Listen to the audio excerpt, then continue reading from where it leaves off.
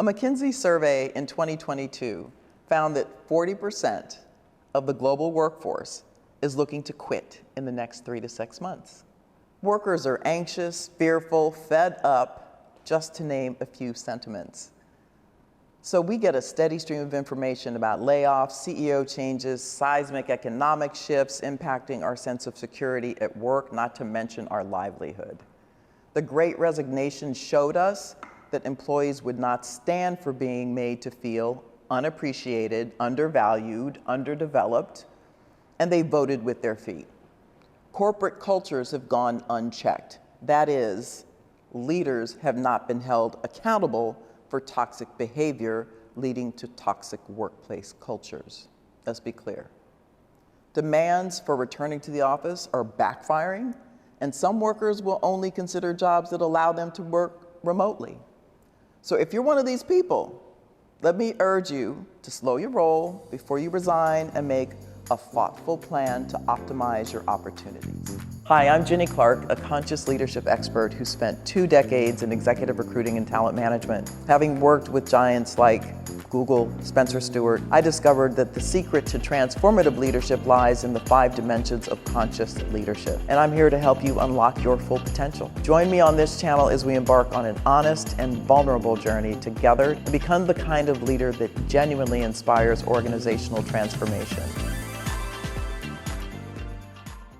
So, I've worked with hundreds of execs and professionals contemplating leaving their companies, or in the midst of a job hunt, or weighing other job offers. I've also had to face that question for myself a few times.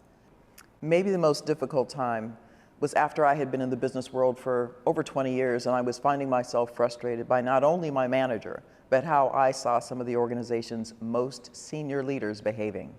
The way decisions were being made, that is, the way leaders were making decisions concerned me, and I didn't feel my voice was loud enough to even make a difference. Now, mind you, I was already pretty resilient, and I'd been a recruiter who watched a number of people make unfortunate, impulsive moves, and others pull off well-thought-out strategies that landed them in a much better situation. But this was getting the best of me. I knew I had to think and talk it through before reacting to the most recent set of frustrations. So I had been expressing my frustration to the man I was dating at the time. He's someone who believes, like I do, that there are no coincidences and that there is a higher power supporting us. He'd been listening to my negative refrain for a few months and finally said, "Ginny, I think you're there for a reason." And then he asked, "What can you do to not only have a better life for yourself in the short term, but make it better for your team and leave a legacy of what great leadership looks like?" Now, this was not what I was trying to hear, but I knew he had tapped into the universe and to me, and that my higher calling was probably as he suggested. I spent the next couple of weeks thinking through what I could do to make my sphere of influence wider and more deliberate. I also gave myself a minimum amount of time to stay, and if things got better, I was open to staying longer. And I asked myself what I had learned and could learn, or maybe be exposed to that would support my future professional goals. I ended up staying nearly 2 years longer. And while I had frustrations, I learned to contextualize them, to anticipate behaviors, and not let them frustrate me. I had no misgivings, and I know my team appreciated my steady hand during that extended period. Walk, don't run. One disappointing performance review or piece of negative feedback from your manager is not cause for heading out the door. What can you own? What feedback might you offer as to how you might have preferred the situation to be handled? Number 2, consult your internal network. Hopefully you have a network of colleagues, peers, mentors, former bosses, inside and maybe outside the company that you can confide in about the precipitating situation, maybe that straw that might have broken the camel's back. There could be other things going on that might explain it, though it might not change your mind. If you don't have a network, start building one. It's essential for any career. Next, explore internal and external options. Even before looking externally, look internally.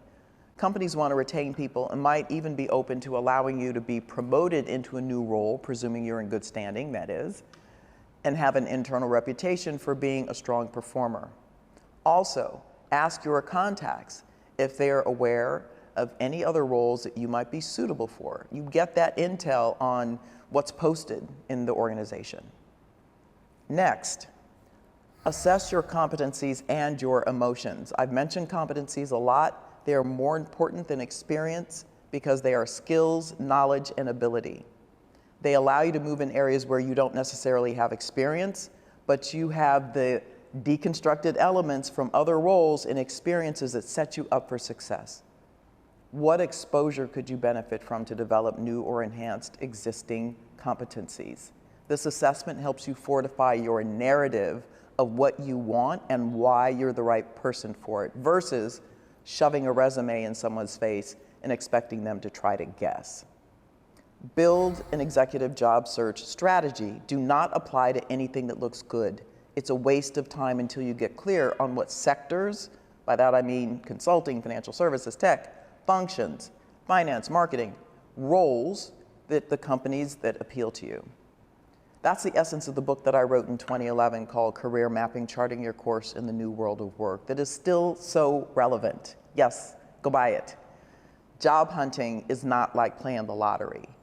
You really want to hit the bullseye to make sure that you're getting what you want. Another, never badmouth your former or soon-to-be former employer, because you should be thinking through what the implications might be. Don't disparage them. Even if you're staying on, watch who you express frustration to. You don't know who knows who in your network of friends, so be careful what you say.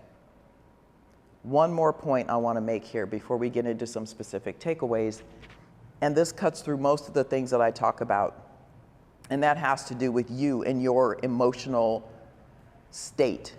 Where are you? Right? Because to the extent that you said you're ready to quit, are you just being dramatic? Are you being overly sensitive? Are you going through a bad time at home? Maybe you're going through a divorce or some other traumatic, the loss of a parent. There could be so much else going on in your life, and you're pointing to your job as the reason why you're unhappy. So just make sure that you are connected and grounded as you think through what's actually happening. And you know what, I'll also put this plug in. If you need to take a leave from your work because of something else that's happening, do that, right? Don't cut your nose off to spite your face. Be thoughtful. I know firsthand how taking that first step can be the catalyst for a life-changing transformation. I remember the moment I decided to harness my own strengths, and it made all the difference in my career. That's why I've created a career mapping tool just for you, to help you uncover your unique competencies and leverage them to design your own career map. Take the first step towards your next level by clicking the link in the video description, and let's start this incredible journey together.